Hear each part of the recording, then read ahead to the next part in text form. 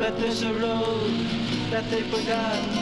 It's been there since the beginning of time. To ride this road it will take some time. Now you start in a border town, and you're on your way down to a place where you've never been, on a path where only the devil's been. Dirt and dust upon your face, broken bones every place, thirst and hunger in your way, and this is all you can really say. Man didn't build it, man didn't care, nobody thought you would ever race there.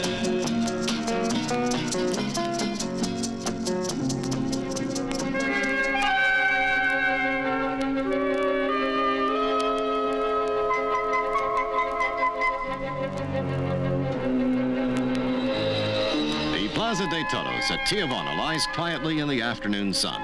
125 miles to the north is metropolitan Los Angeles.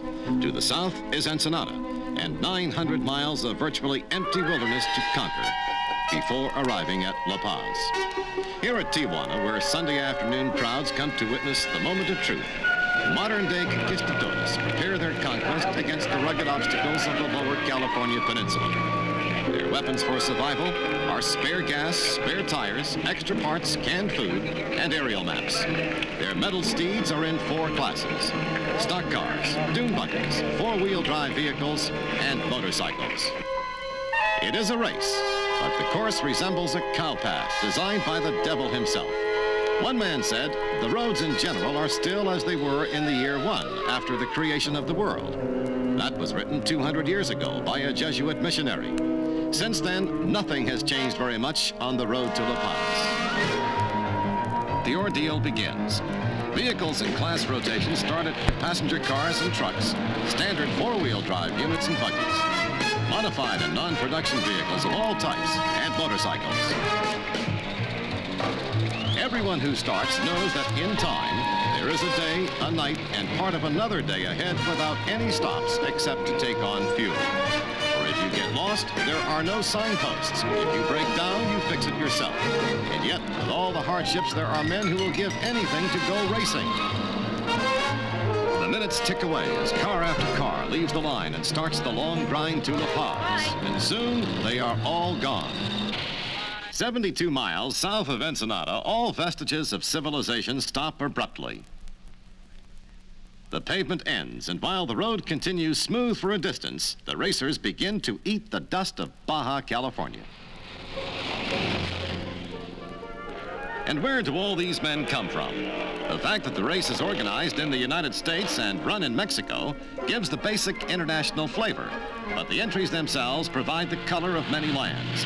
They come from France, Sweden, England, and the United States, Mexico, and the Argentine. They are veterans of international events like the East African Safari, the Peruvian Grand Prix, the International 6-Day Bike Trials, the Mille Miglia, and the Pan American Road Race. And their cars and motorcycles are products of the United States, England, France, Sweden, Spain, Germany, and Japan. Together, they face the hardships of nature. For where the road to La Paz leads, there are no service stations, hotels, or telephones. Nothing but Baja California. Still untouched by man. Pick your road wherever you find it, for that is where the road is, and what is smooth today is rough tomorrow, and impossible the day after. Approaching Santa Ynez, the country takes on a surrealistic look. It is like being on another planet, and the racer must remind himself that he is still only 425 miles south of Los Angeles. Gigantic cactus shaped like green carrots cover the landscape.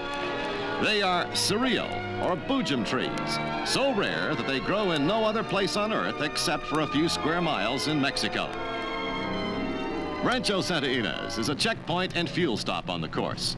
In any pit stop on a race this long, it is essential to make haste, slowly. The driver must give his muscles a chance to relax. The vehicle must be serviced and checked. The time card must be signed by a course official, and then back to the road. But even with all the care, it is frequently the insignificant things that can bring disaster to a man in this hostile country. Little things like a dropped canteen. At At this point, the race looks like it will be dominated by the motorcycles, for they are far in advance of the day wears on. The checkpoint is a busy place as singly or in groups the cars pass through on their way south. Many never make it this far, and for those who do pass this way, there is still a long night and part of a day before they can rest. El Arco is a wide spot on the road 171 miles further south. Even while some contestants are still being serviced at Santa Ynez, the lead vehicle has reached the next checkpoint. He is 9 hours and 45 minutes out of Ensenada. In the car entries, driver and co-pilot go the whole distance together. But in the motorcycle class, there is a driver change here at El Arco, which is considered to be only halfway on the course.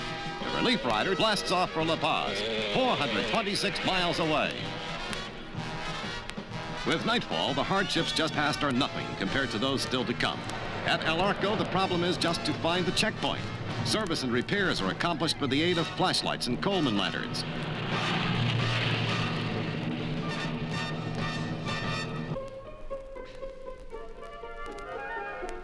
Sunup at the finish line in La Paz. Alert officials have waited all night. Everything is ready. But there is only an empty road and an empty sky except for one lonely buzzard looking for his breakfast. The racers are still spread out over the south end of Baja California. And with 300 miles to go, Ack Miller reflects on the night just past. At this point, Brock and I have been driving for 24 hours with no rest. The night was the worst. When cactus by the side of the road start to look like people, you know you're really tired. Even in daylight, things aren't much better because it seems as though nature has played a big joke on us. When the world was created, all the reject rocks must have been dumped right here on the south end of this course. We made it into La Purísima, jumping from one rock to the next. There must have been 100 people turned out, which was all there was. At the finish line, the crowd grows larger by the hour. Where are the racers? There's nothing anyone can do but wait. Suddenly, the waiting is over. They've been on the road 27 hours and 38 minutes, and that is a new record by almost 3.5 hours. Tired, dirty, and happy, they finish. But others are still on the road to La Paz as the sun goes down. Cars with dust of 1,000 miles washed away are displayed in downtown La Paz to people who have had a hard time understanding why anyone would drive the length of Baja California just for the fun of it. Some of them are bent and battered, but they are all ready for the long trip home. It is time now to talk and relive some of the adventures of the road, to quench the thirst and sample the food of another country, to sit under palm trees that grow down to the sea.